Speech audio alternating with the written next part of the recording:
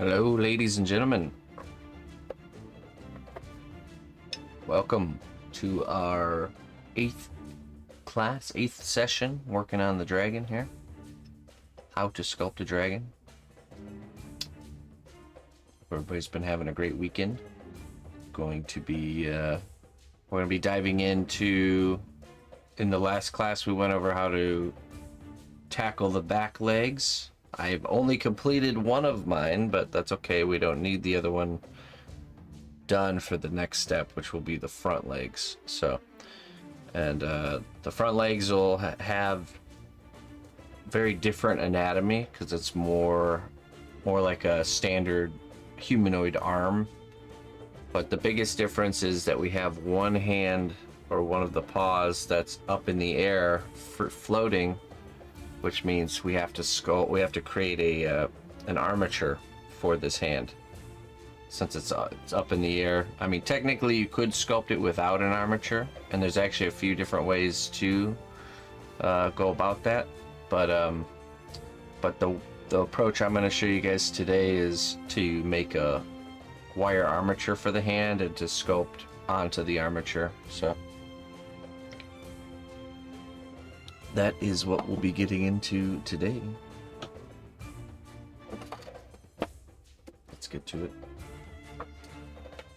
Oh, I'm tangled up here.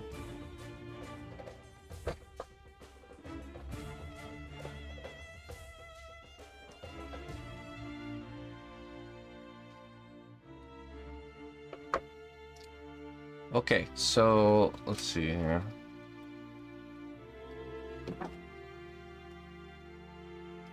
Let me turn on the proper filter here. I have this 22 gauge floral wire. It doesn't have to be floral wire, it could just be regular 22 gauge wire. Galvanized steel, preferably, you know, something a little bit firmer. And well, first, actually, let me show you.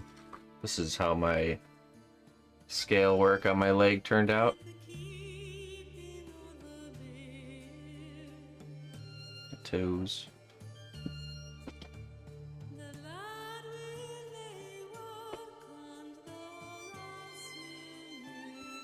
So we're going to tackle this arm first.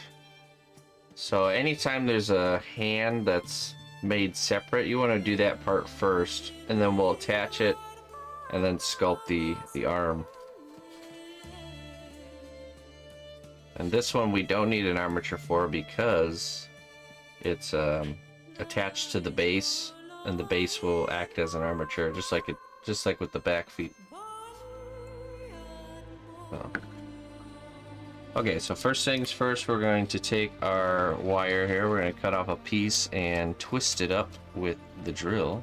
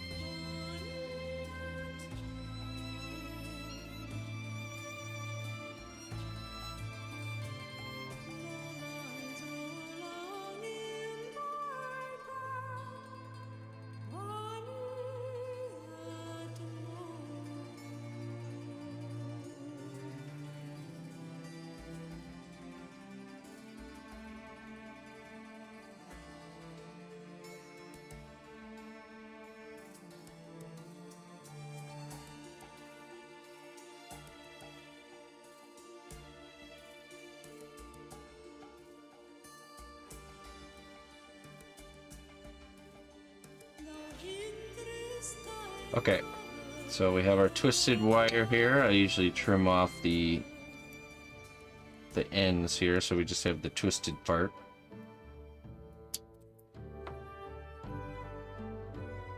There we go. That should be enough. Now we need to figure out how long the individual digits should be. And we have already kind of established that with this foot on the back here. So the shape of the front feet are going to be a little bit different because they're more like hands. It's the shape of them is a bit different. But the size should be relatively the same as the back feet. So we are going to use this. I'm going to measure not only the length of the toe itself, but also the length of the foot. So about right there. And then I'll probably just do a little bit more at the end so we have a little bit extra.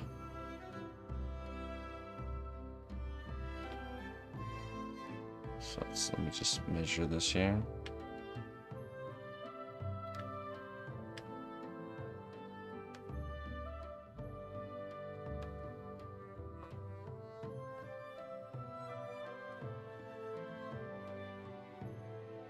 Okay, that should be good. So about right here. That's our piece.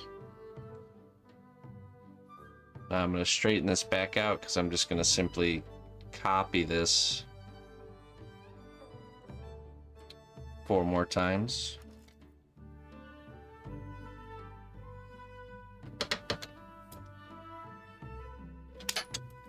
I may actually end up needing more wire. Oh yeah, definitely.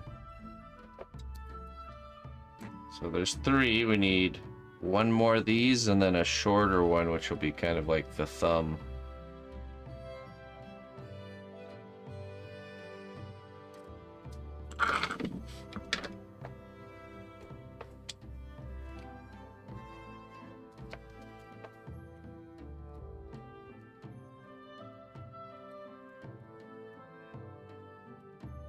Now at this stage, if you have a character that's got 2 hands that are floating that need armatures, you would do this process all at the same time. So that way, you know, if you build the structures at the same time, they'll be the same size, and you're at least giving yourself the same starting point. Otherwise, you could easily end up with one hand bigger or smaller than the other.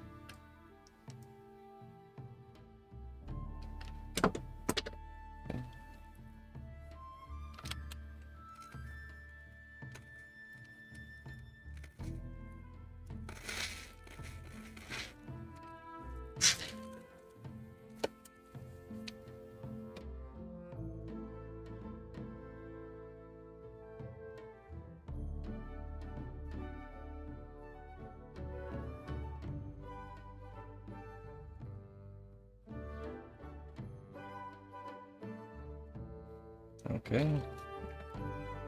Same thing. Trim off both ends here.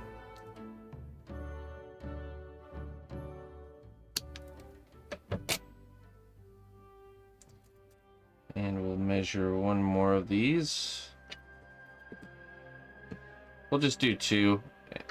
We'll just do all 5 at this length, and then we can trim it up. You always want it to be a bit. You always want these fingers to be longer than you think you need, because you can always trim them down later. But you can't just add more. You can always take it away, but you cannot add it without restarting, essentially. So okay, so now what we're going to do here is we're going to kind of put these all together like this, all 5 of them. And we need a second set of pliers here. Sure, oh, right here. So this can be very nice if you have 2 sets of pliers for this part. But I'm just gonna grab it right here at the base with these needle nose here. And we'll get the twist kind of started with our fingers, but essentially we're just gonna twist them all together here at the bottom. Switch to our second set of pliers.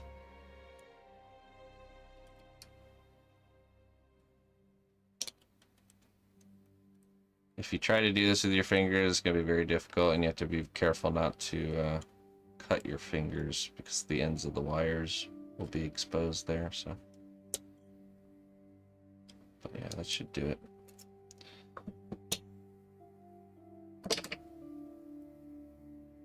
And there we go. We got a base structure for pretty much any hand you would make in this way. Okay, so let's see. This is the right hand, which means the thumb is on this side. So this will become the thumb. And because it's a creature that's, you know, it's not like a human hand, usually the thumb is a little further up. The thumb is a little bit further up, kind of where the wrist bends. And you can look at references to kind of help guide you along with the thumb placement.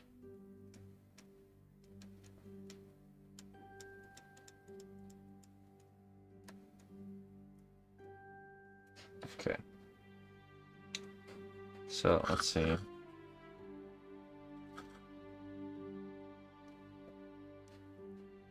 Yeah, so let's go to the halfway point. Usually the length of the fingers and the length of the palm, usually the base of that is the halfway point. Same with like a human hand, so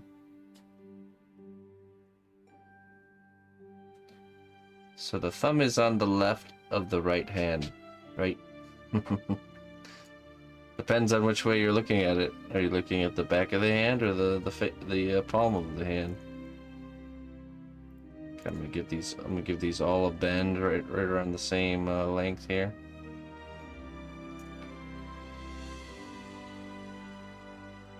So that just established the separation between what the palm or back of the hand will be, and this is all the fingers here. So one thing I want to pay attention to is the spacing between the fingers. So, you know, the hand will be a wider hand if we space them out more like this, or it can be more narrow where the fingers are closer together. That'll determine the size of your hand pretty much. So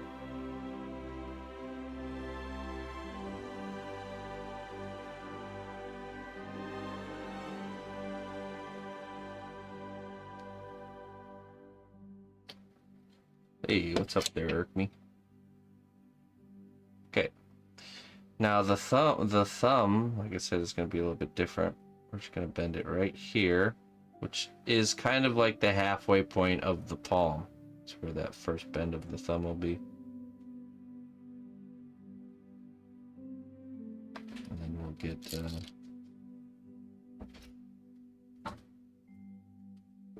kind of the tip of the thumb usually doesn't go past where the base of the fingers are. Like that, see?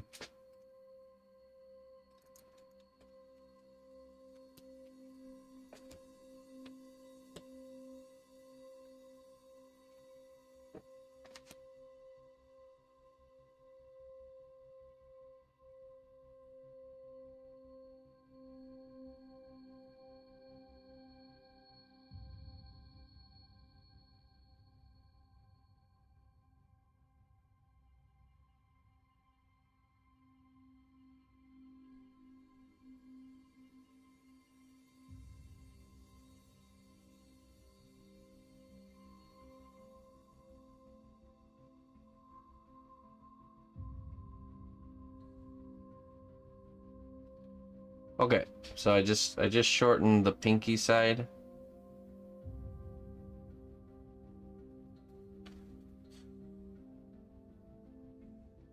I moved the bend point down lower than the other ones.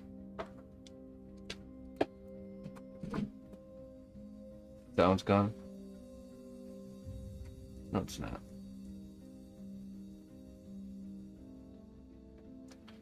Okay.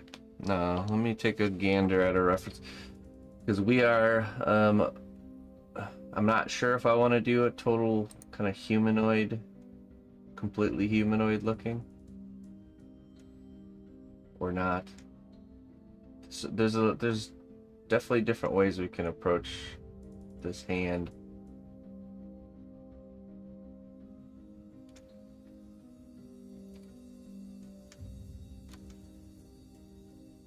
I'm trying to do a kind of a halfway between like a lion's paw and a hand. So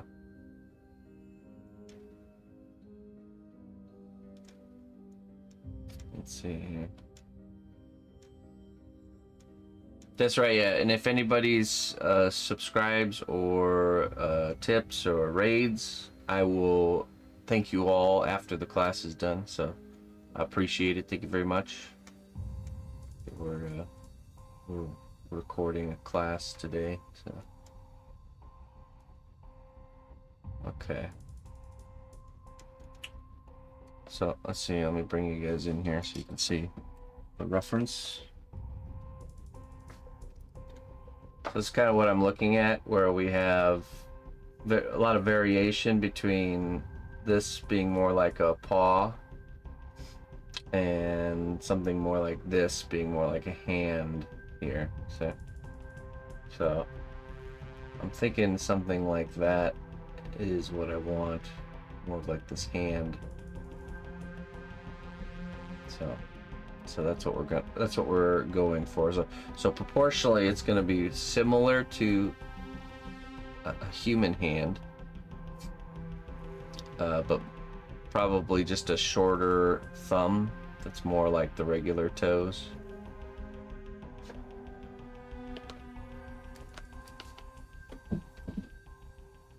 And we could always, if we make it and decide it doesn't look good, then we could always change it. And I think finger length should probably be a little bit shorter, so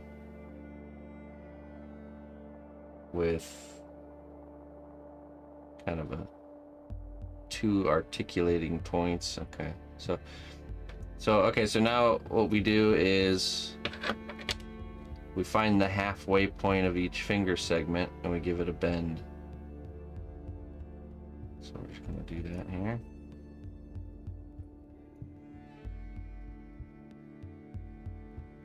We want to establish our proportions first by kind of measuring everything out. Halfway point here. You get really good at eyeballing halfway points. You could measure if you wanted to, but so I can already tell that that one's going to be a little bit too long. So let's go ahead and shorten this one. That's the pinky side, so it should be the shortest finger.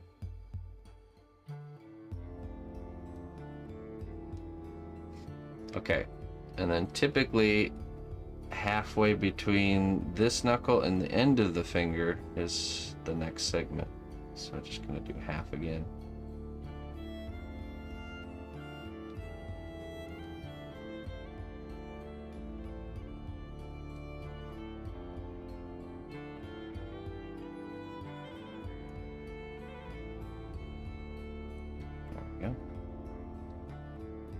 That's our proportions mapped out.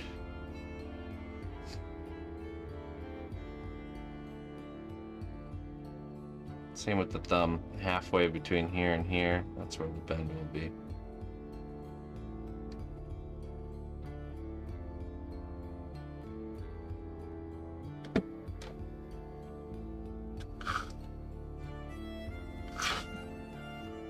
Okay, so now let us pose the hand.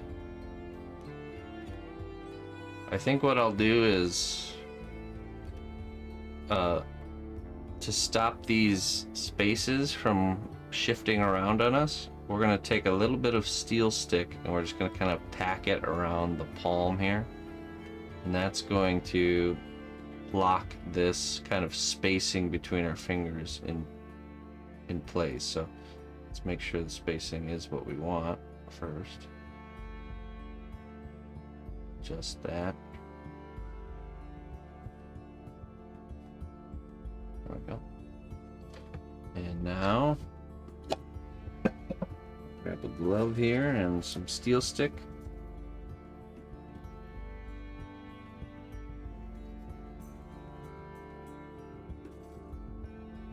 Another dragon.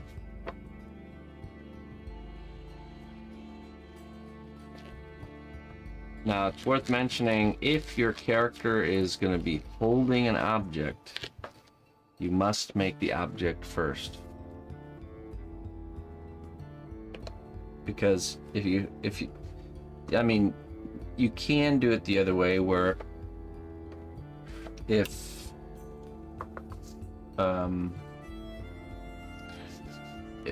where you make the character holding, like a holding position, and then you kind of fit the item into the hand, but it's much easier to make it look natural if you have the object first. Then you can form the hand around the object just like it is in reality. When I grab this pair of pliers, my hand forms around the pliers, right? It's not the pliers forming to fit my hand.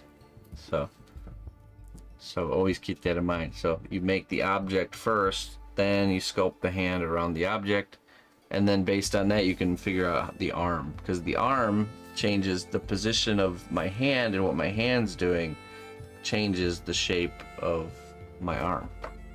So that's why I make the hand first, then I can know what to do with the arm.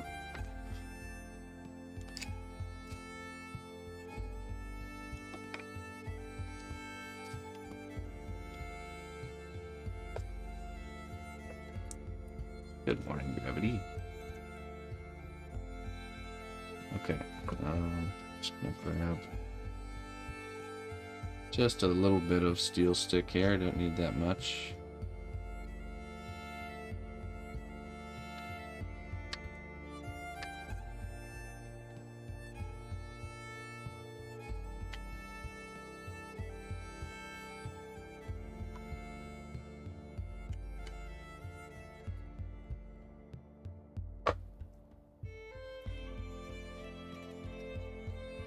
Hello, Lori.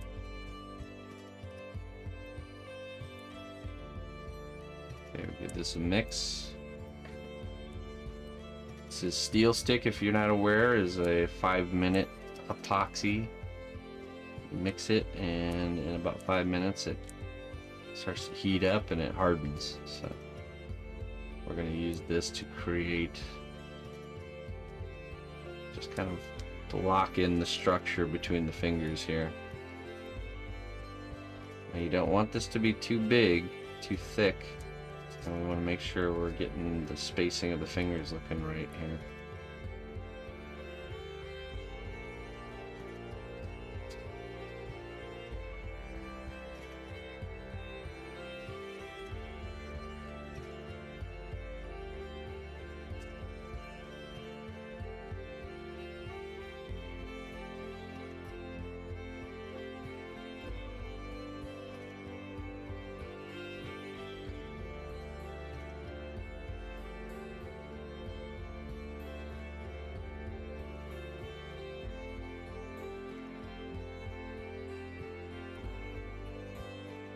Does it stain the fingers? Yes. That's why I wear the gloves. See? That would be all over. It's okay to handle it, like sculpting with it once it's been mixed, but the mixing can stain your fingers. So.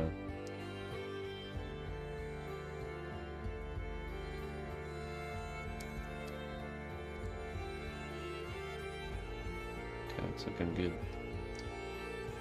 So we'll let that harden.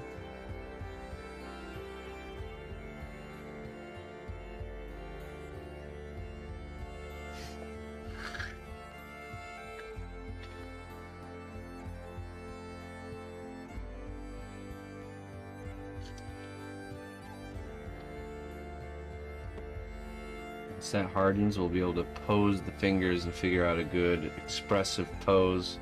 This hand gives us a lot of opportunities for expression, so. Show you the underbelly? Yeah, sure.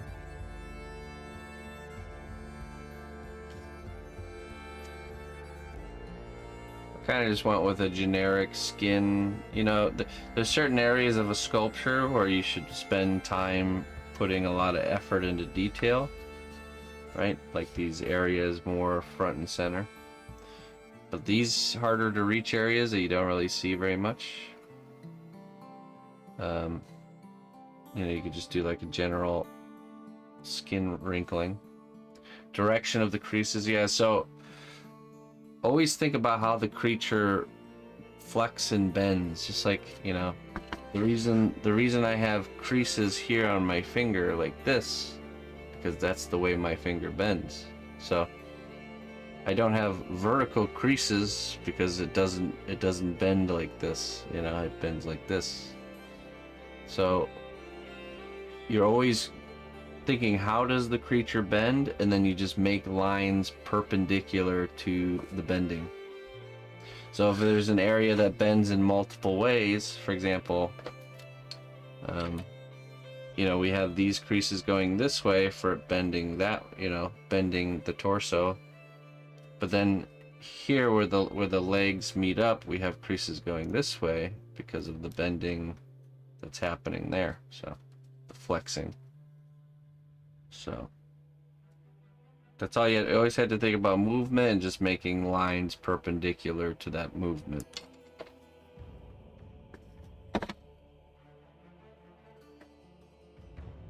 Same with here, you know, we have our creases going like in this direction. That's because of the neck bending and moving.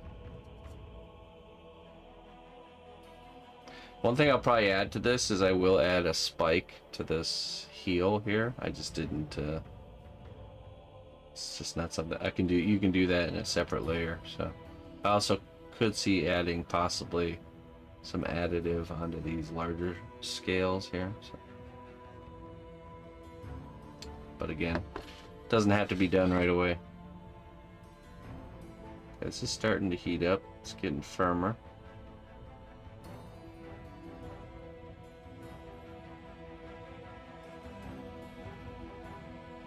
Almost there.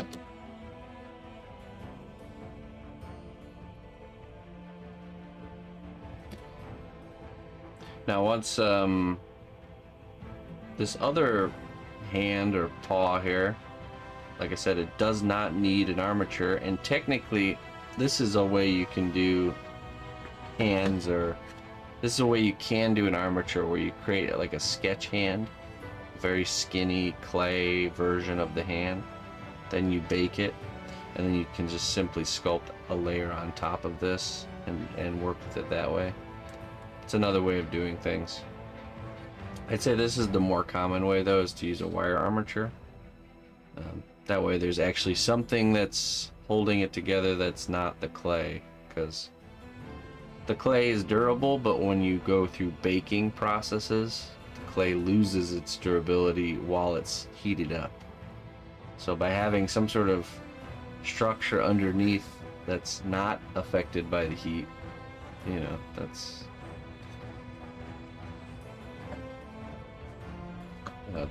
good to have. Okay, so this is hardened now.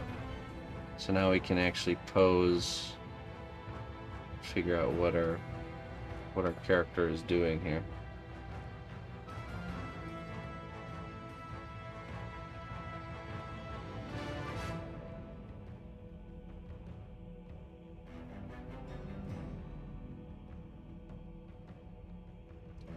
I think it will have the pinky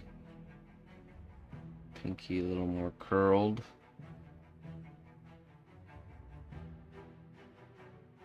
Then all the way to the index finger, kind of straight out.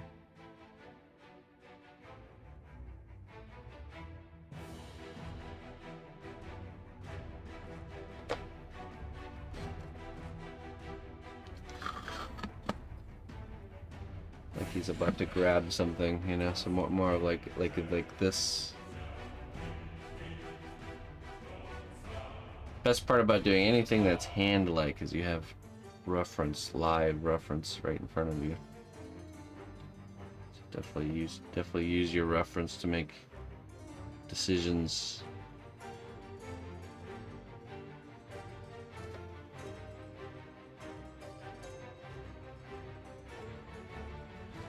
Okay, I'm gonna go with that. So let's grab some. We'll grab a hemostat to hold on to this while we sculpt it.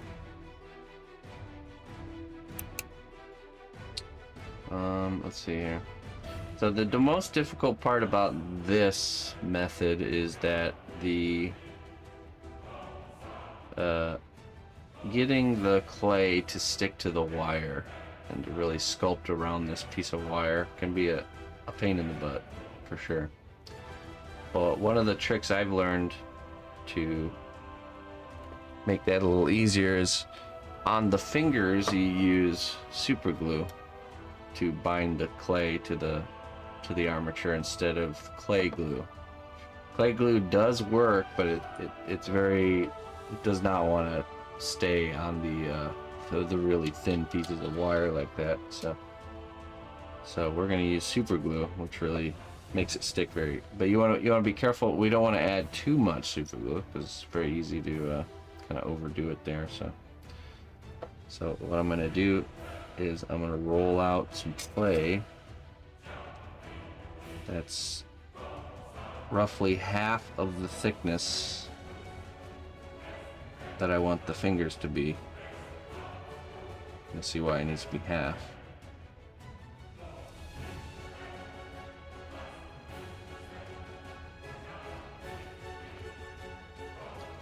Alright, that should be okay. Good starting point. Now there's a couple ways I've tried this before, and so we could wrap it like this, where we go like kind of like front and back.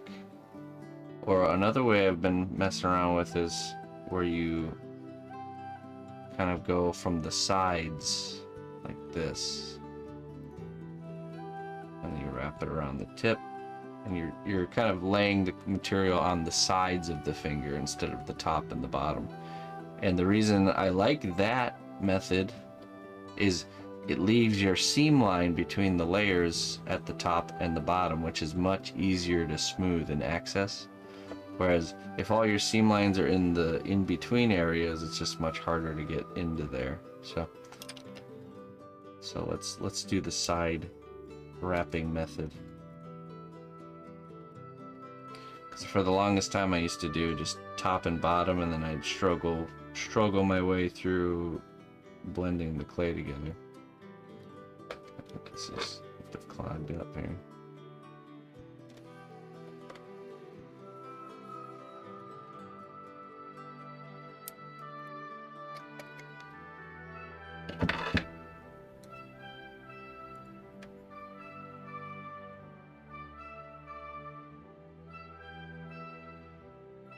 That's fine.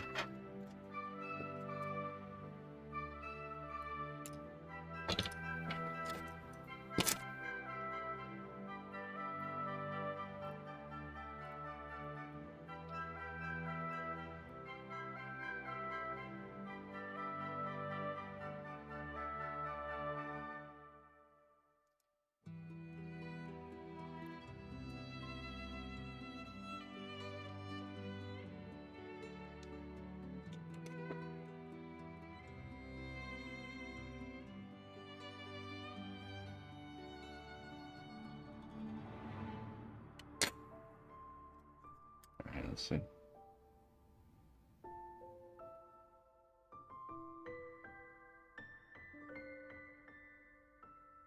It's clogged up pretty good. All right.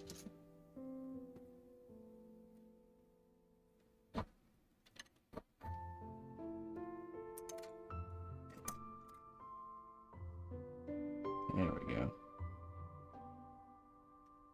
Just a little bit goes a long way with this.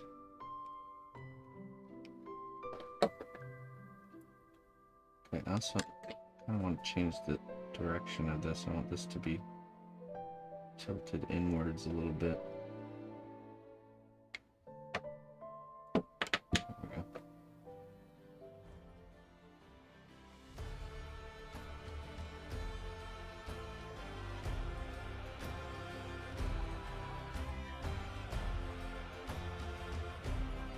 So this will be the trickiest part of this whole process here.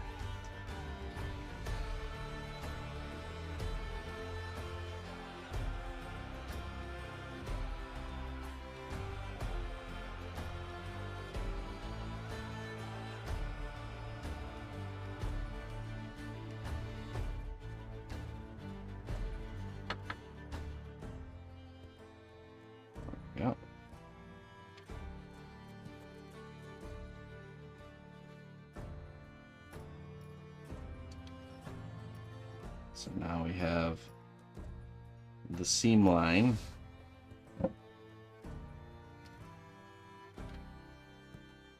On the top and on the bottom, which we can go ahead and blend right now, or we can just add all the fingers and then blend them all. Let's just blend this right now.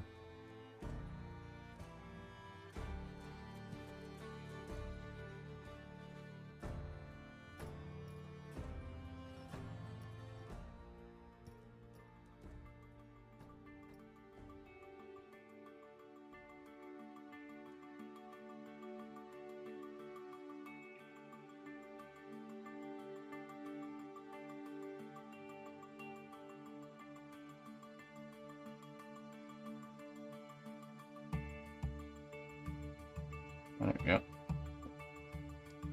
Good enough for now. Let's go ahead and get the other fingers in place.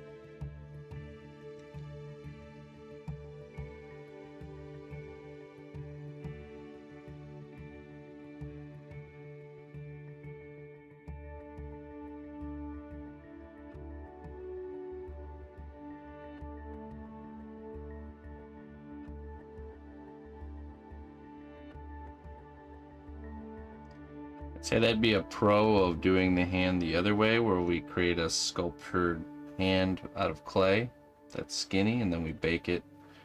Then we attach clay to the sculptured hand. The attaching of the clay is going to be easier in that method. But the structure here is very valuable, because when we're doing like the details and the shaping, having that wire armature underneath really makes life a lot easier.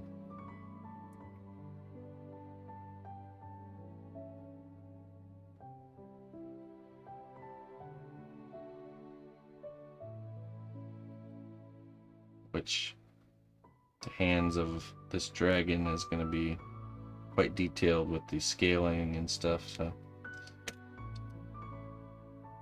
Okay. Moving on.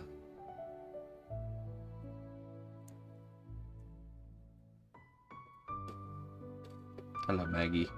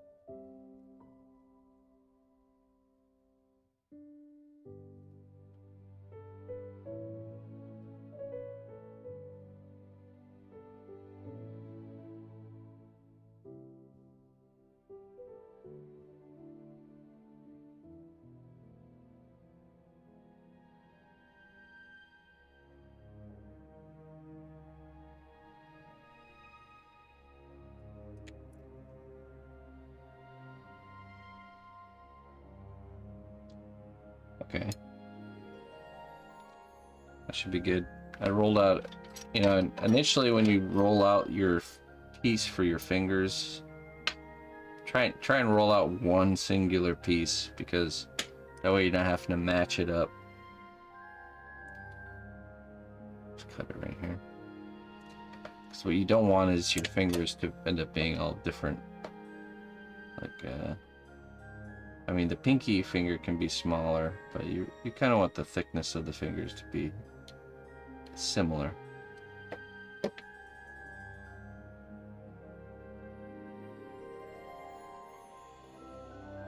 Clay extruder, you could use a clay extruder to help you get that uniform size and shape.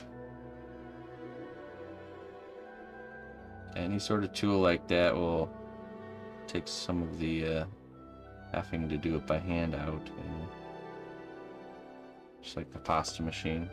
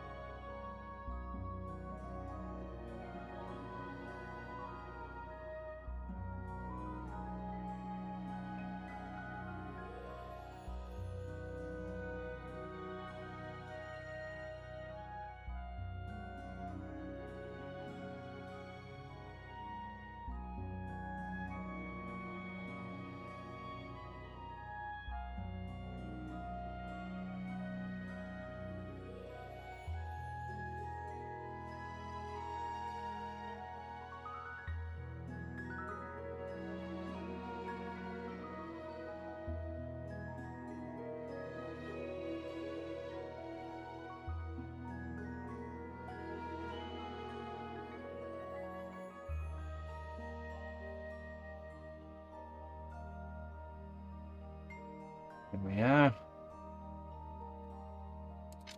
Moving along here.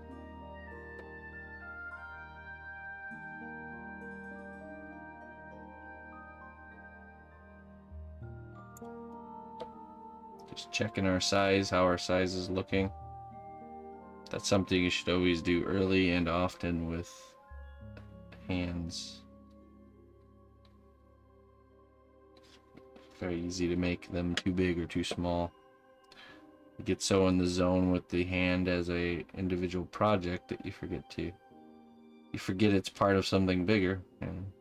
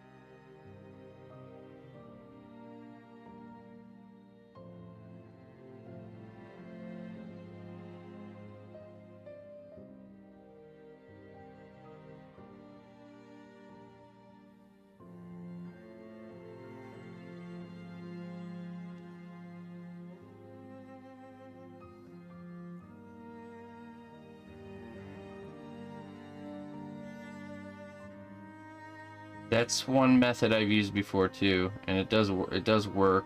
I used it with the clay glue, where I would put a drip of the clay glue on the ends of the wire, so the wire wasn't kind of like cutting through the clay, which can be annoying when it happens.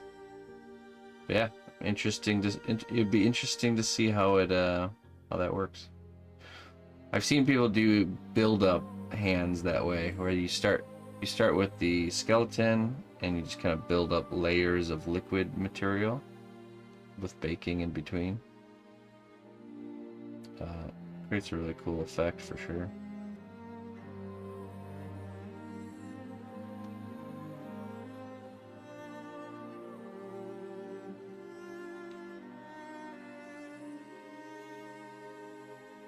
Hey, welcome in, Raiders. We are doing a class today, so I apologize for the lack of alerts.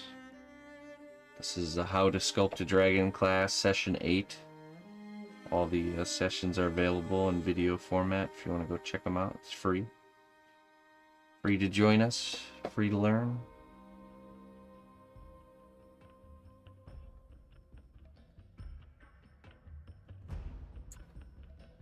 Okay, I'm doing the finger with the thumb here last. I just did the top and bottom for this one because I don't think it'll matter as much.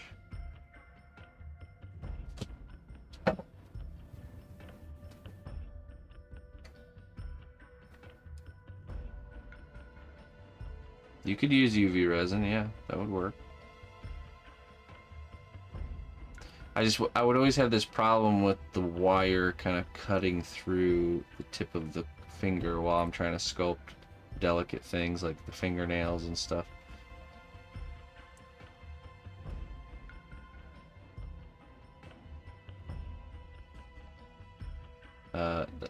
Wrapping the piece of clay around the end of the finger like this definitely helps eliminate a lot of that. Gives you like a good amount of material towards the end of the finger.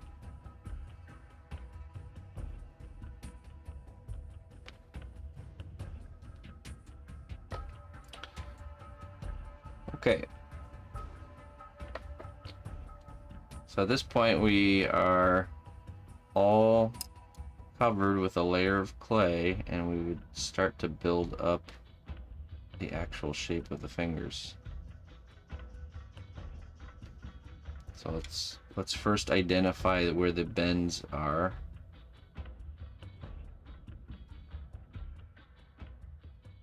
Fingertip. I'm just going to put kind of a marker or a line where these creases will be.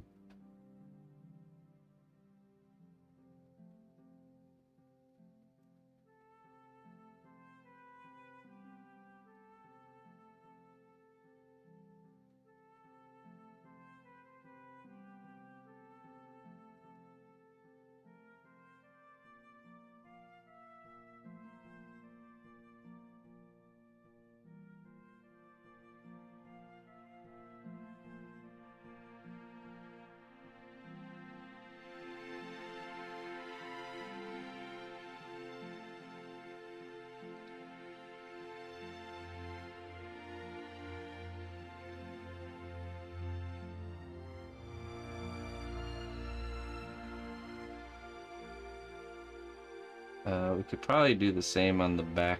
Just gonna give ourselves a marker here on where the knuckles need to be.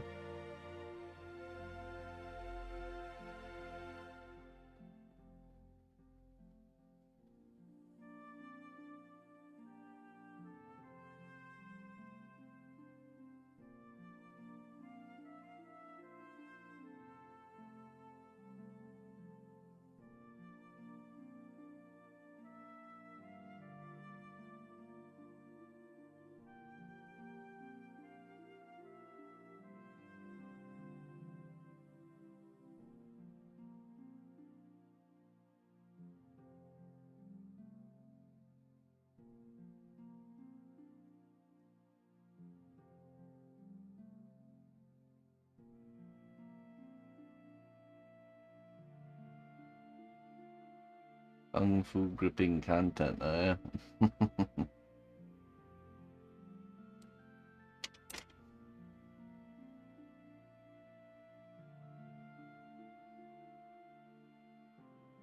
Alright, so now typically the base of the fingers, the segment, this initial segment is girthier and it progressively gets smaller. So what we're going to do is we're going to add kind of a layer on the inside of the palm here.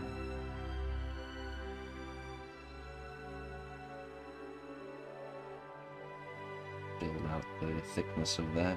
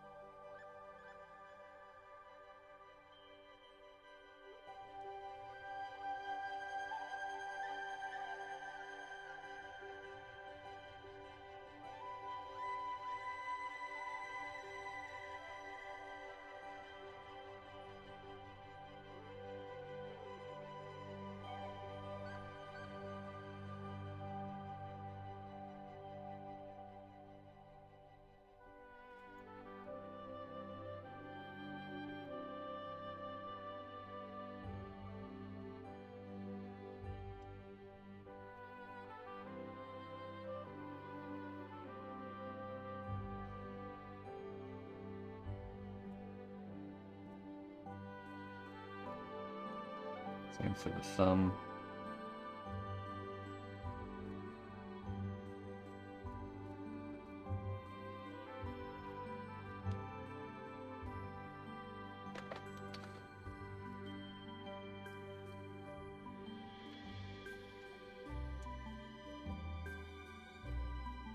Okay, and at this point I think I want to start building out the palm of the hand too, but we're gonna use clay glue for the palm of the hand. No need to use super glue here. Plenty of surface area for the clay to grab onto.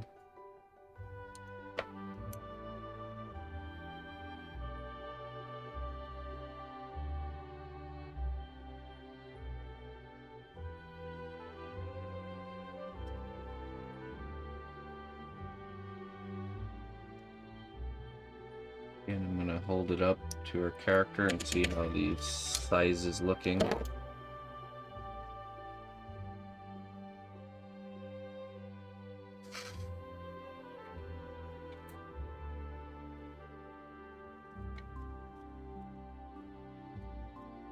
Definitely reading bigger, but remember, we decided to make bigger paws for this creature because to show that it's kind of a juvenile. It's a not fully grown dragon. It's disproportionately big.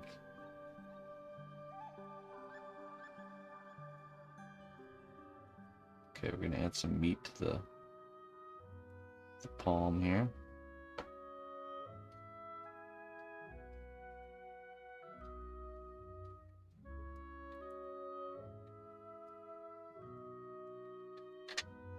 The back of the hand.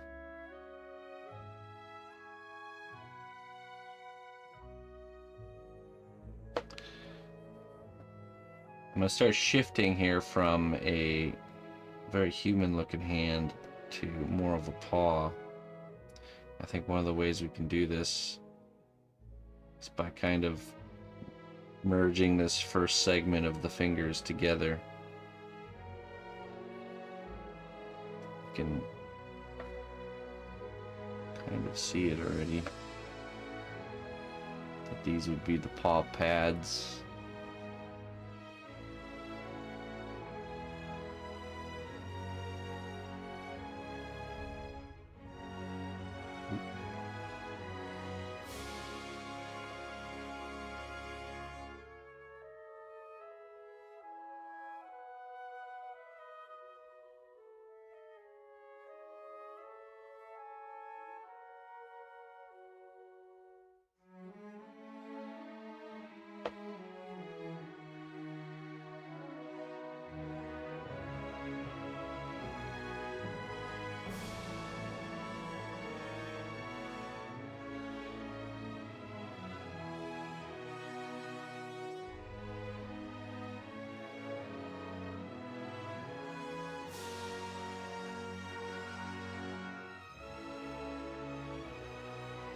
How long does it take to stop slipping around? It takes, well, really you just got to keep pushing it down and then really kind of attach it to the other areas around the clay.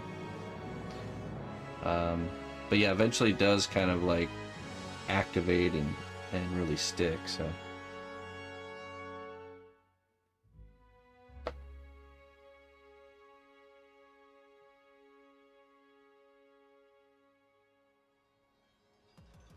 Like it's already stopped slipping. The only reason I didn't really press it down. That's why I was slipping around there. So I'm just filling in this kind of gap between these toes here.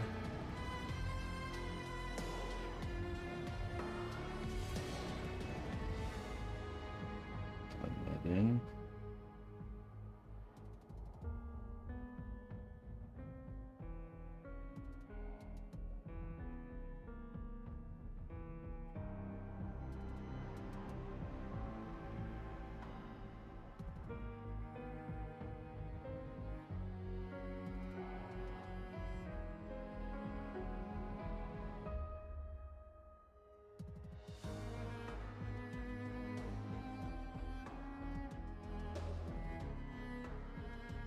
I'm gonna draw kind of a deep valley for the tendon here.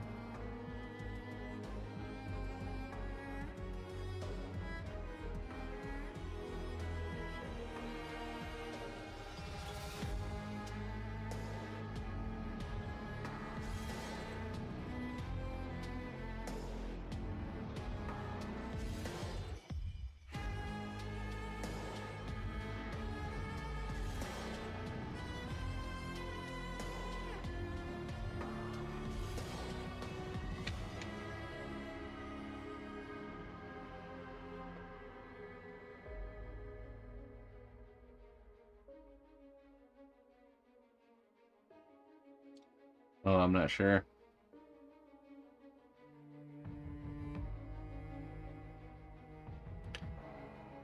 Now, the pinky is reading a little bit too long for me. A little bit too long. I think we will shorten it.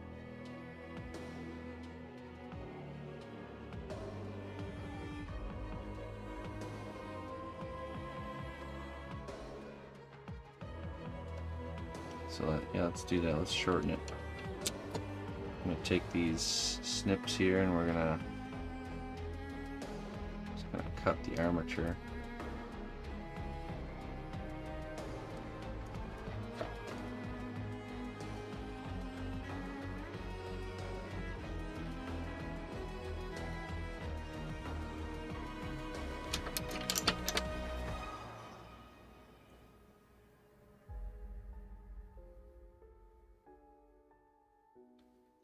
Pull that way over there.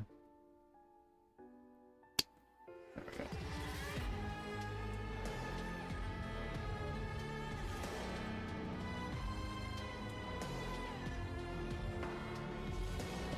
That's helping it for sure.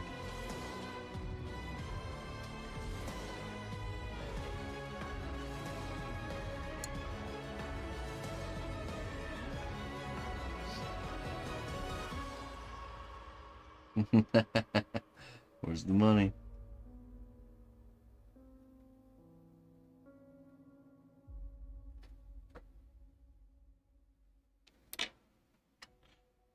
Okay, so now I'm going to add a little bit to the knuckle here.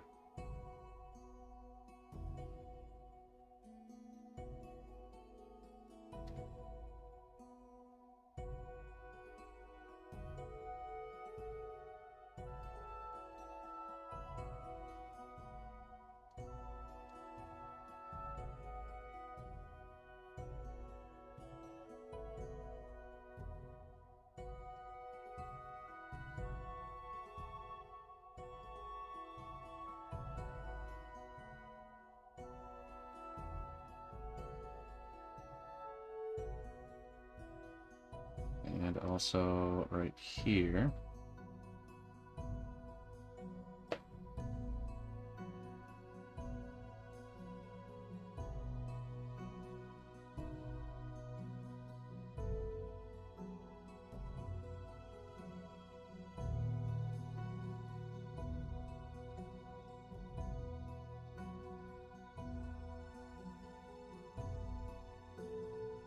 And this has this nice curve, but actually I think I want it to be fairly straight back from... I don't think I want that curve.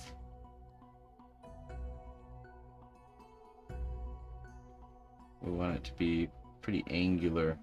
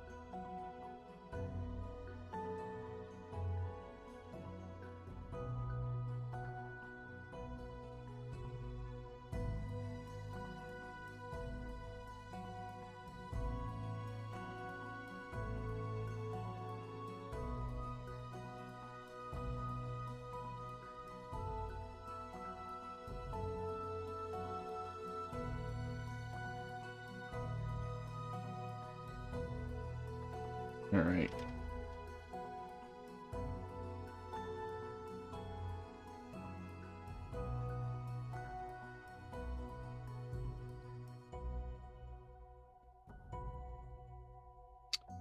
That's true, yeah. It's worth noting that fingers are closer to rectangle segments than actually cylinders. So by creating like side planes and top planes, your fingers will start looking way better, but there's a planar nature to the hand where it's very flat planes meeting each other. That's why I'm fixing this this curve here, because we don't want that. We don't want a curvy hand. We want a very angular. You know, where it goes this plane, that plane, and so on and so forth into the fingers. So.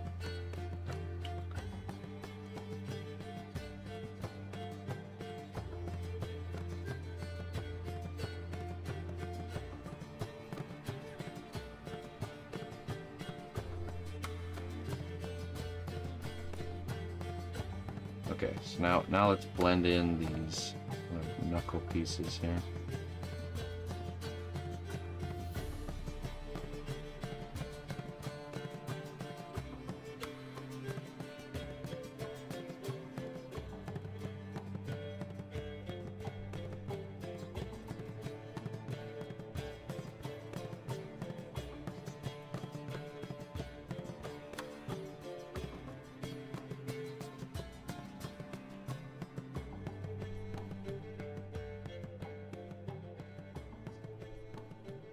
So I'm blending in this plane from this direction, and then this plane from this direction. So the knuckle becomes kind of like the corner, the separation between the two planes.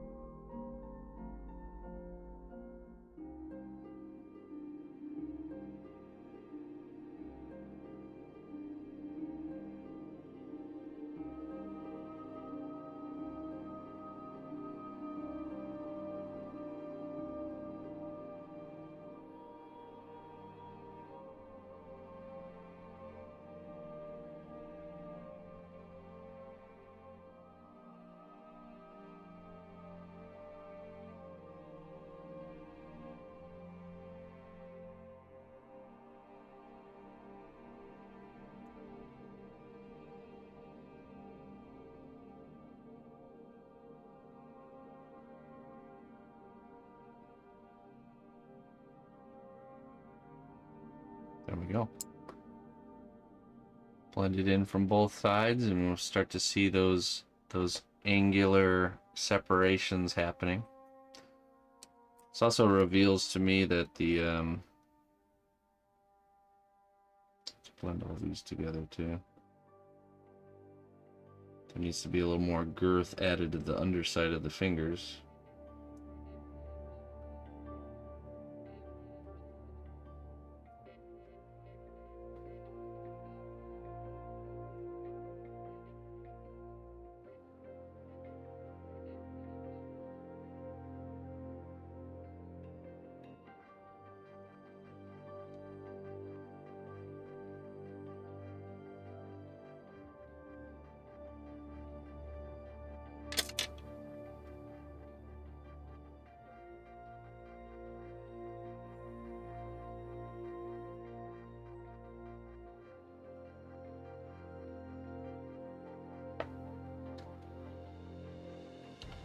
I think I need to add a little bit more material on this edge here.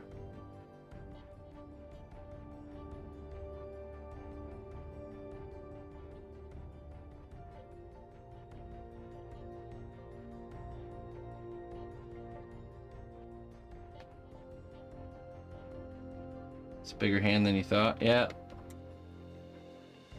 Well, and we could get done with this hand and decide maybe we don't like it that big and end up having to make another one. That happens.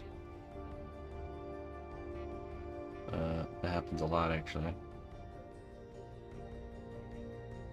Hand size makes a huge difference, but it is to scale with the back foot. So, see what I'm saying? Really see that kind of hybrid animal hand coming together.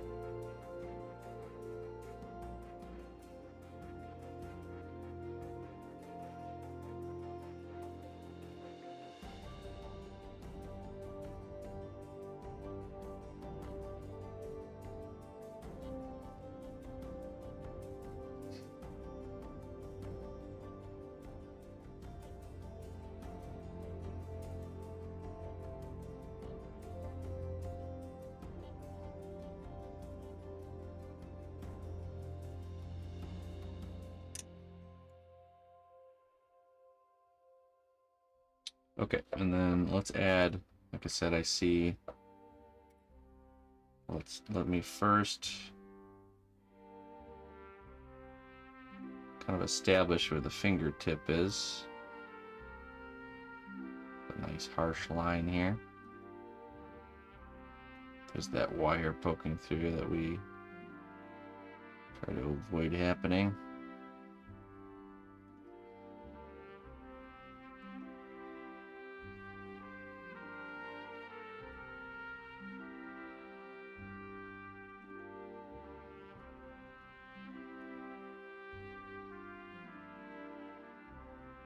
Okay, let's do that on this side too.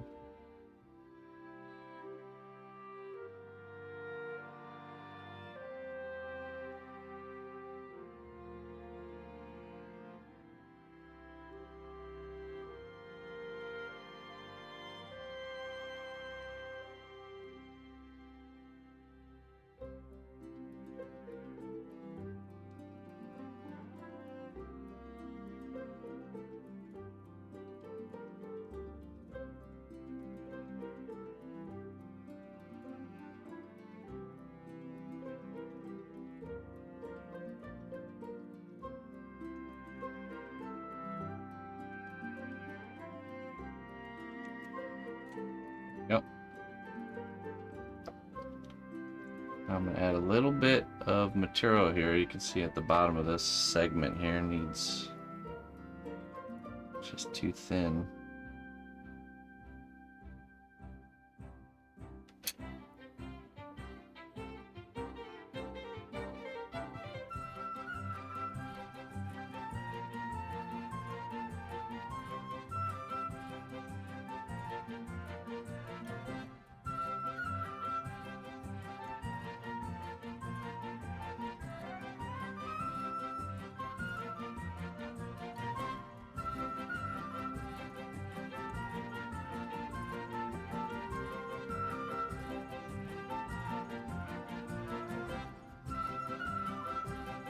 That's looking much better, where it's thicker towards here and it gets thinner as we get towards the tip of the finger. You can also see it here in this shape here. You can see that it kind of concaves in.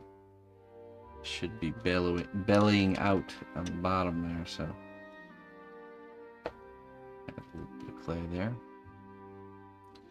It's very easy to over add when you're doing stuff like this, so always just grab a little bit less clay than you think you need. It's better to add in increments, you know, if you add a little bit and then decide you need a little bit more, instead of adding too much and then having to take some away. It's a much harder process.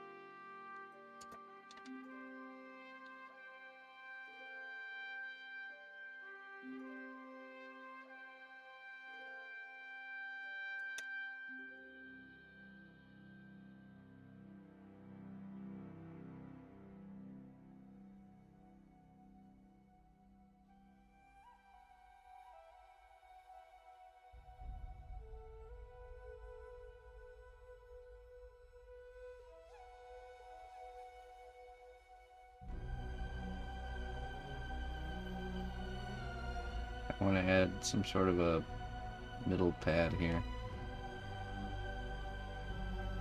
Taking reference from animals. Got a little puffed up paw pad area.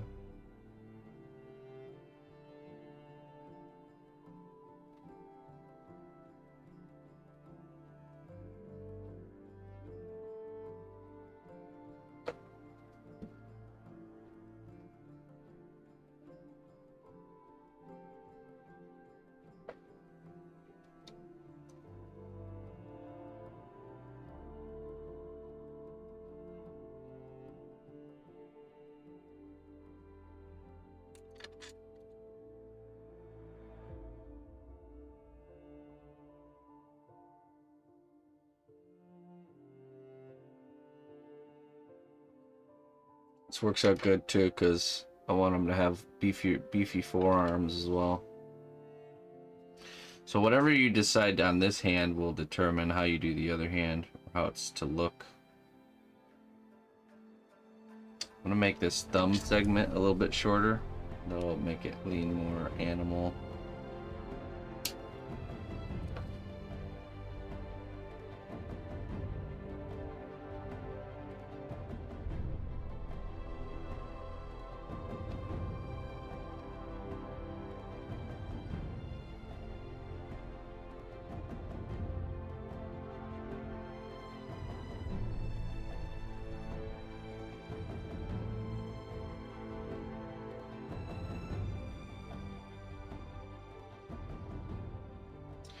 So essentially you just keep adding and you know, refining the hand by adding little bits of clay and blending things in, and till you have the shape of the hand that you want. And then you essentially will brush and add your scale texture onto the hand and the claws. So what I want to do is I want to just let's just focus on 2 fingers here and just show that side of the process, because this hand will need, the thing about hands is it's just like the head, it takes a long time to get to the result that you want, a lot of refinement. So let me just kind of step into the detailing stage on these, on this side of the hand, so I can show you guys how that looks.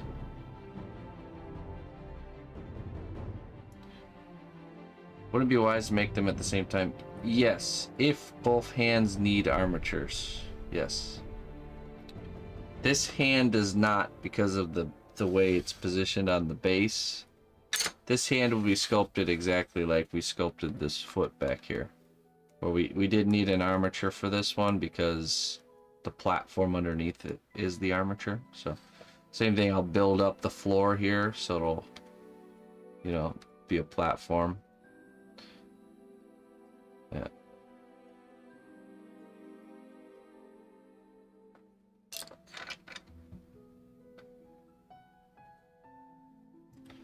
Okay, so let's see here.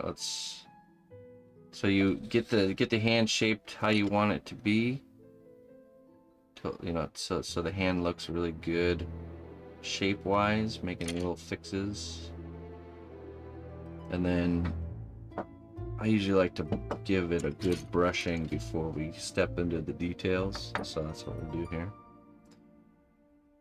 Mind you, this still needs work, the shapes of here, but we're just going to kind of move this forward just so you guys can see the next step. So once you're happy with the shape, you brush it down. That'll get rid of all those little kind of tool marks or little parts of clay that aren't really matching together. You can brush it pretty roughly until you see all that stuff kind of go away. Go in different directions helps too.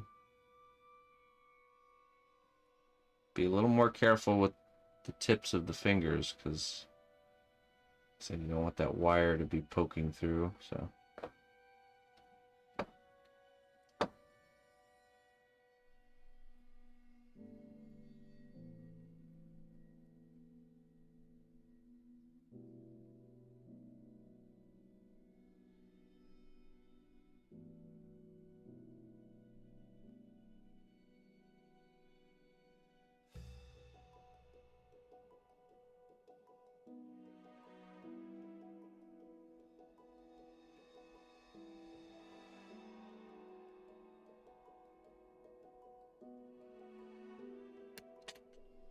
Okay, and then we add the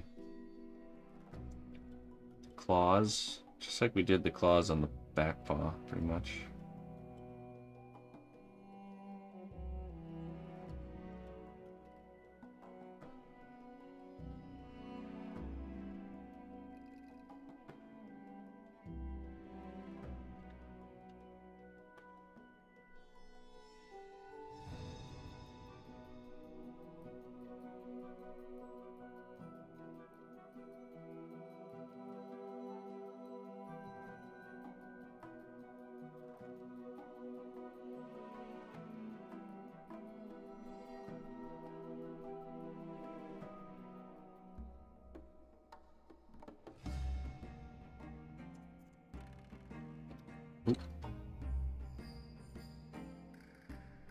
Can use the tool here to kind of push the edges down into the finger there.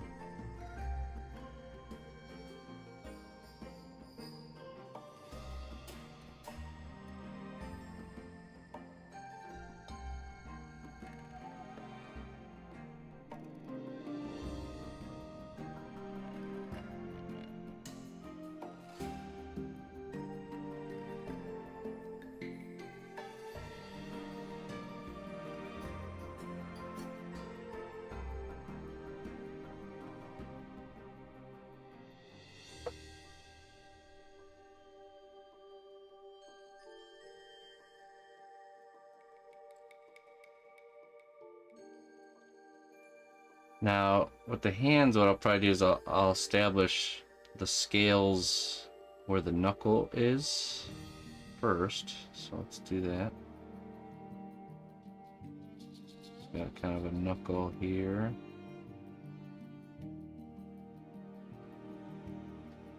I always like to imagine like knight's armor when planning out scales. These nice kind of plates on the top of the knuckle.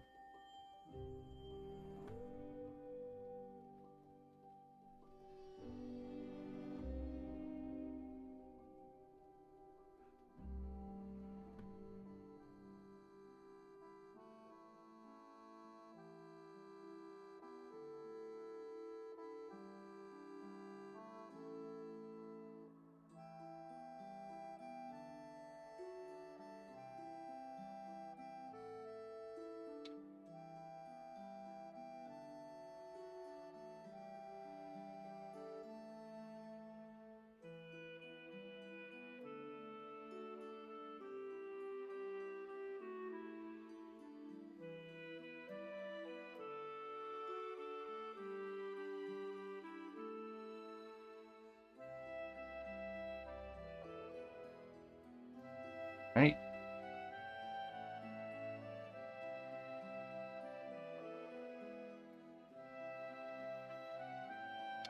Oh, okay. Interesting. So the viscosity changes when it gets heated up, probably. So the way I used to do it with the clay glue is I would use the heat gun. So I would make a drip appear at the end of the finger, and then I would use the heat gun to keep pushing the drip back up the armature. And if you time it up right, you can get it so right when it comes to the end of the finger is when it like pops off and solidifies. Yeah, I mean the C2 is the same. Essentially, you're gonna run into the same issue because it's going to yeah, it's just gonna want to drip off while it's being heated up. But yeah, that's how I did it before, was with the heat gun to kind of zap it into place. Okay, so let's see here. I want the scales going this direction. So after we get those knuckle scales in place, I'll just use these. Make these kind of plate scales, just like on the bottom. Or just like, yeah, just like on the back legs.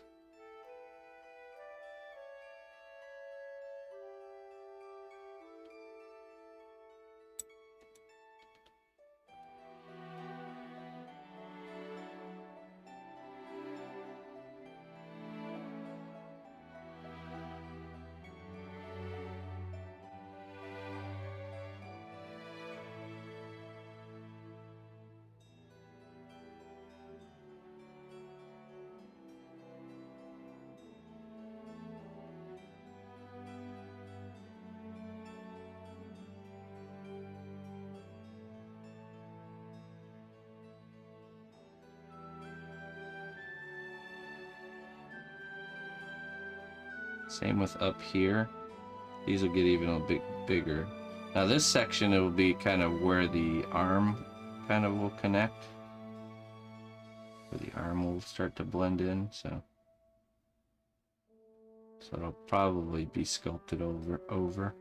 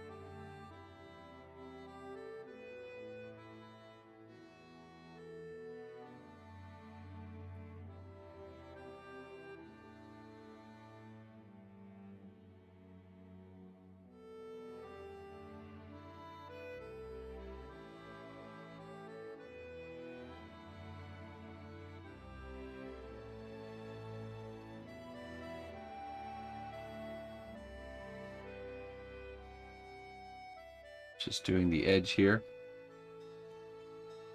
The back of the scale, the edge. Because usually under here is just skin texture essentially.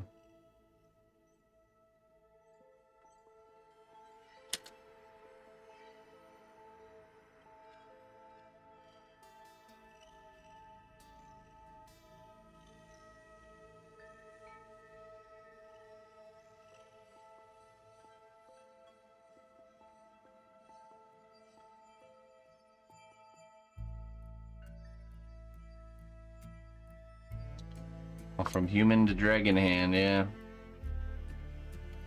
Yeah, we figured it out. We got there.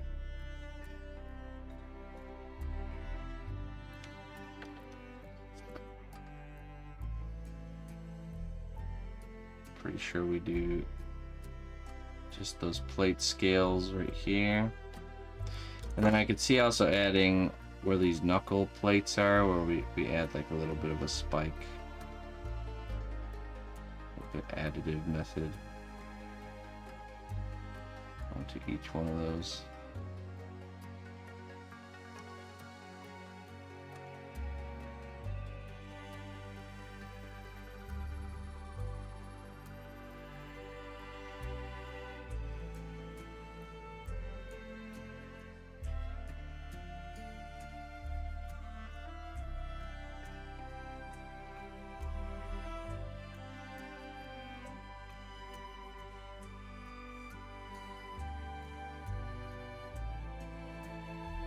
Yeah.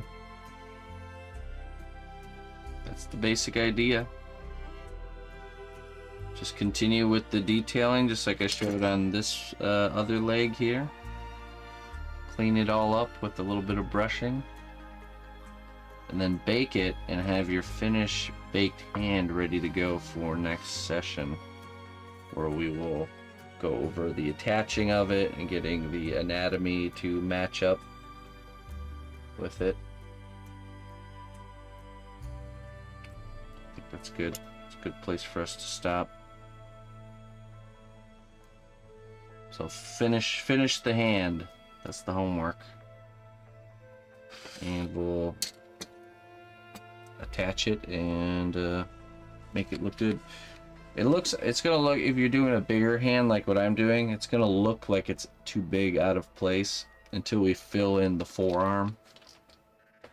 Fill in the arms and make those thicker. Then it'll match up. So okay. That'll be it for this week, folks. We're gonna head over to the Discord and check out what you guys are up to and give any feedback or critique. Can you post that on Discord for a reference, please? The hand, the finished hand. Yeah, I can. No, I'll make sure to do that. Do like a little video turnaround. But I primarily used. So we started off with just human anatomy, and then we transitioned it kind of like pushed it more towards animal anatomy by shortening certain fingers. We shortened the thumb, the pinky, and then we blend it. So normal human hands have 2 segments that are, or 3 segments that are free, right, on our finger, but we connected the second segment, so there's only the 2 at the tip. And that's what that made it look more like a paw, or like a paw hand blend. So it's always fun to be inventive with anatomy. So, but yeah, I will definitely post it. Okay, let's head over to the Discord, which I don't have up yet. Let me open the Discord and see what you guys have been working on. We'll start with the dragon class feedback, and then we'll go check out if there's anybody following the woodland gremlin tutorial. We'll go check that out too. So.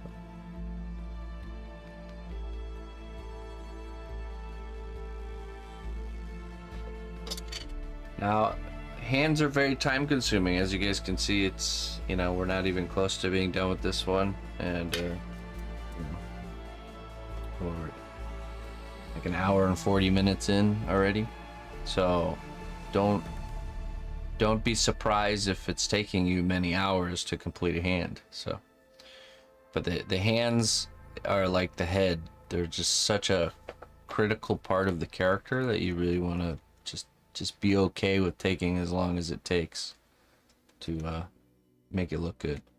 Don't worry so much about how long it's taking. So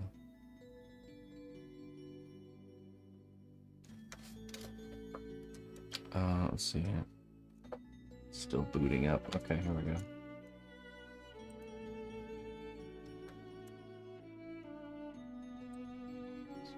This here. Okay, let's head over to the Discord. And I'm gonna go to Dragon class. Okay, we're on the hashtag week 7. I feel like we don't even need. Let's see. No, I think we're good. We'll just scroll through. It's fine. I don't need to punch it in. Some weeks you guys are really chattery and we'll have to punch it in, but here we go. Quite a challenge. Some hard to reach spaces, toes, claws, symmetries across both legs. All that slowed the process down. Worth the time though. This little thing is starting to come to life. All right, let's see what we got here. Yeah, looks great. Some good, like, always like those little bump scales, random bump scales.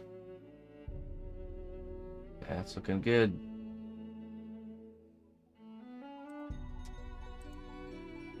Oh, here we go. We get a video. Yeah, don't worry so much about the symmetry. You know, you get the basics, big scales in place, and even if the small ones are a little bit different, it's not really noticeable. So it looks like you did a good job with that. The big ones are all reading the same, so.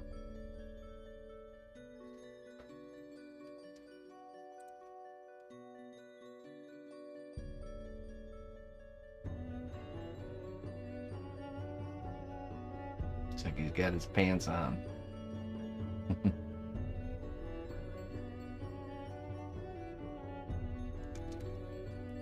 Yep, looking good. Nice work, Clayton. Okay.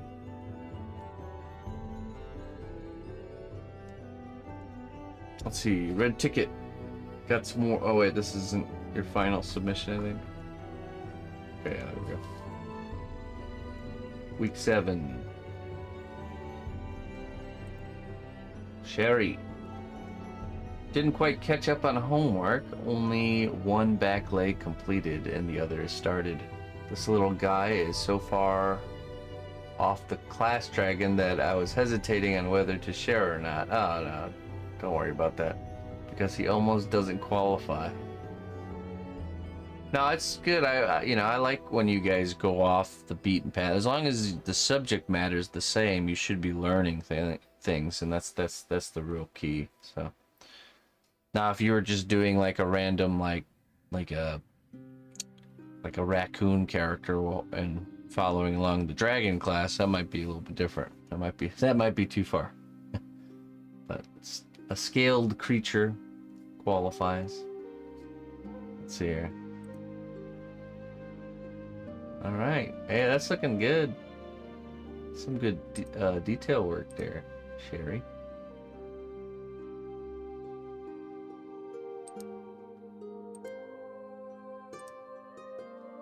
Yeah, very cute.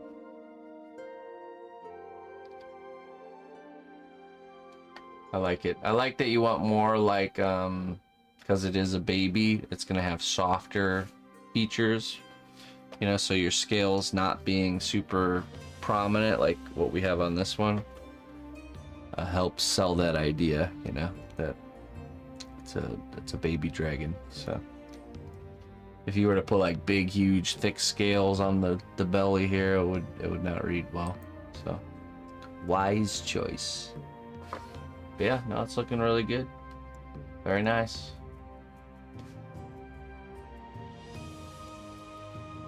Okay, here we go, red ticket submission. Somehow I ended up getting in my head that we were doing all 4 arms.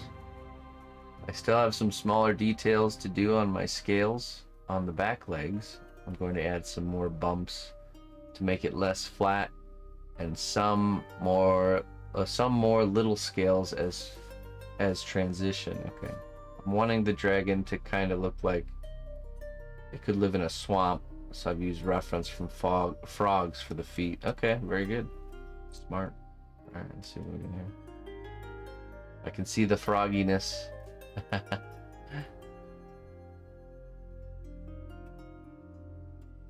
Hey, that's looking good. Look at that. Look at that detail work. That's looking really nice. Red ticket. Reference is the key. It really is. Gotta use it. Makes a huge difference. Awesome. Yeah, so the front legs are just different. It's the anatomy. So we worked on just the hands today. But the anatomy of the leg is different. It's more of like the anatomy of a human arm, where you got a forearm with a twist. Obviously the back legs are very different with the way that they bend. So yeah, and then the feet usually in the back are a little bit different too than the ones in the front. So I'm trying to think. For homework, don't worry about doing the other hand. Just do the hand that's in the air with this armature. This other hand and leg will be done just like we did this back leg. So I don't want you guys sculpting the hand, the other hand. Just do this one hand so we can do this other front arm.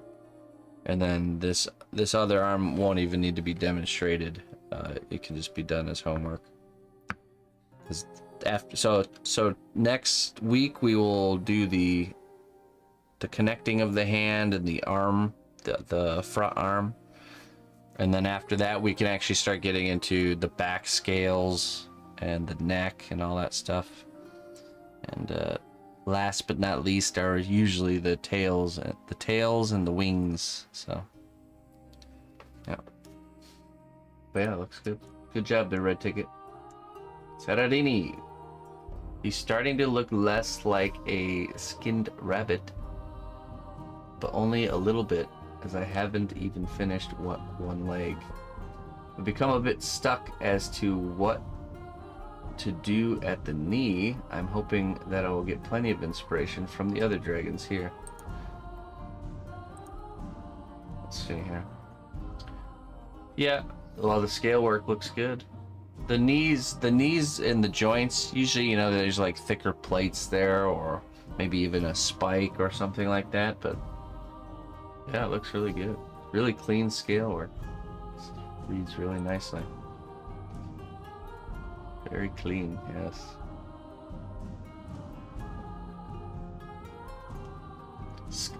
Designing scale patterns is definitely the fun part of doing dragons. You can really experiment with this, all kinds of different. I mean, I think on mine, the back leg I have, let's see, 1, 2, 3, 4, like 5 different types of scales going on there, and that's really becomes fun. Okay, let's see here. Looking good. And you don't have to make that decision on the knee. You can always add it later. So, Toadstool, week 7. Life caught up to me these last few weeks, so I haven't made any progress on the legs. Hopefully I'll get them done this week. Okay, no problem. No problem. It's looking good. Really nice chest details. Okay, I see. Yeah, some dragons like who is it? Alduin is what I'm sculpting. They have these kind of like these almost like turtle shell chest, huge pieces, which is what he's going for here. Looks good. Looks really nice. Very good. Fitting to the character, too.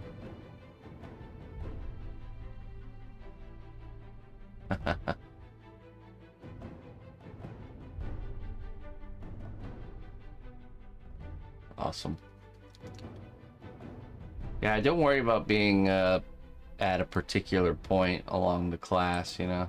The key is that you guys continue to make progress and you push the piece all the way to the finish line. Even if it takes a long time, you know, making some progress. Alright, let's see here. Aaron, I had fun this week. I enjoy seeing the character come to life. Alright, let's see what we got here. Oh yeah, look at that. Wow, great job on those feet. They're very, very expressive. Definitely a character.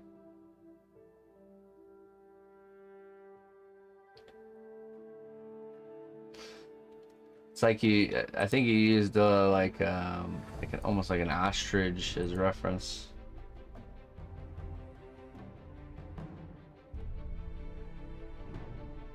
Awesome. Doing good. Lovely work. You can really see that ostrichy foot going on there. It's a little bit, the way this bends is a little like kind of jumps out to me right away, but I know if you're using reference of birds that they can have weird bends like that, so I'm not sure I'd be concerned about necessarily changing it, but it does stand out to me. So also I'd like to see what you can do is you can add some meat on the top of this thigh and just kind of puff up these scales here, because see how this leg has this bow it's like bowing in. We want it to be convex, not concave there. So those are just small little things. Don't necessarily have to change that. It still would work because we have this storybook-esque type character, so it would work. But yeah, that's one that jumps out at me. So yeah, looking good. All right, PB sculpt. Not much progress as I had to redo a few scales. The few scales I have. Okay. Also, being back to work and the daughter going back to school has been a busy time. Yep, for sure. Let's see what we got here. All right. Yeah, it's looking good. Some nice, clean scale work.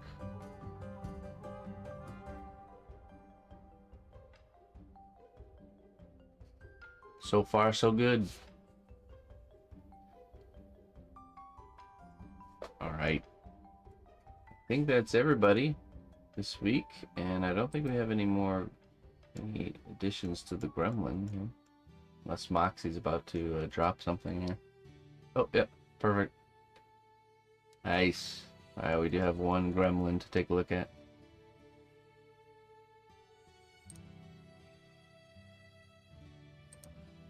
Let's see here. Yes. The ever fun, oh, is that the bottle that you made? That turned out really good. Pirate gremlin. Now I want to do a pirate gremlin. All of a sudden, I have a sudden urge to make a pirate gremlin. I don't know why. It's so much fun. Yeah.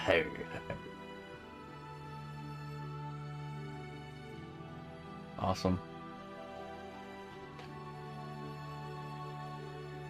The gun turned out really good. Really well. And your hand holding it is done really well.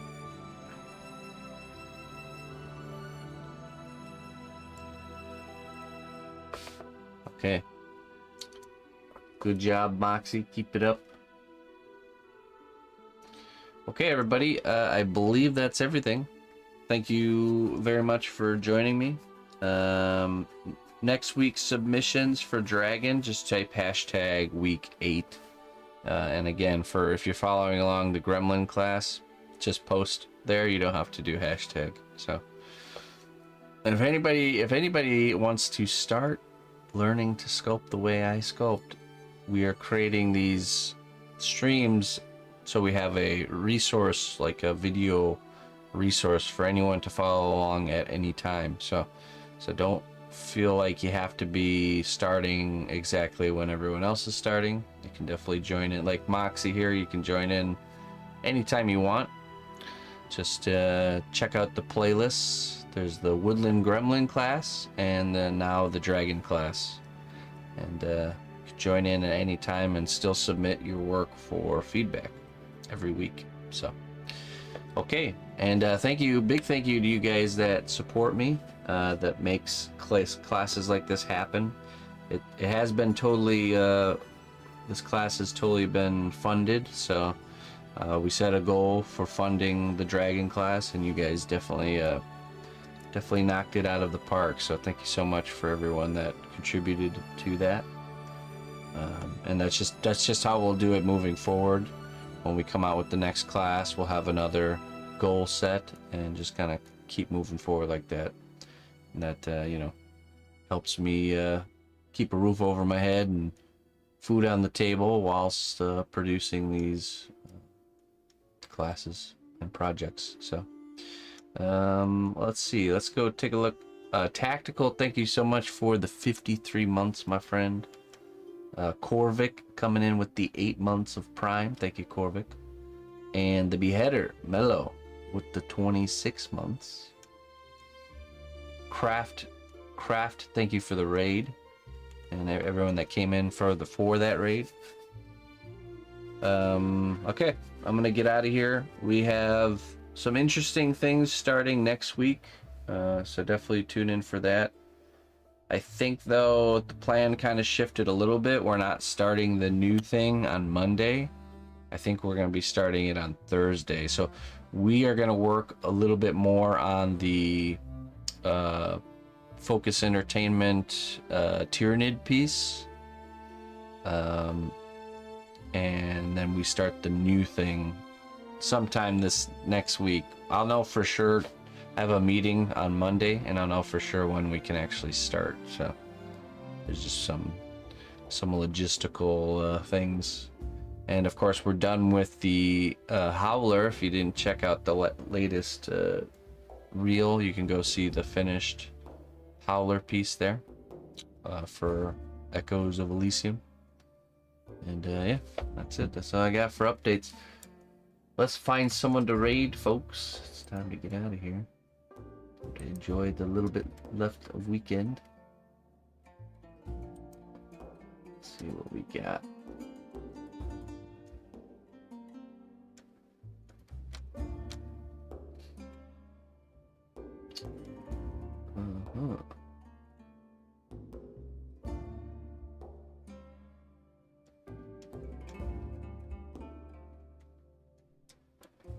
Oh, we can walk. Oh, okay. You're a wizard, Frodo. Nice. Let's go raid Joe Malters. He does card altering. And he's doing something. His title is You're a Wizard, Frodo. Some sort of a Gandalf the Grey mashup. Magic card. Sounds pretty fun to me. Alright, everybody. Until next time, my friends. Bye-bye.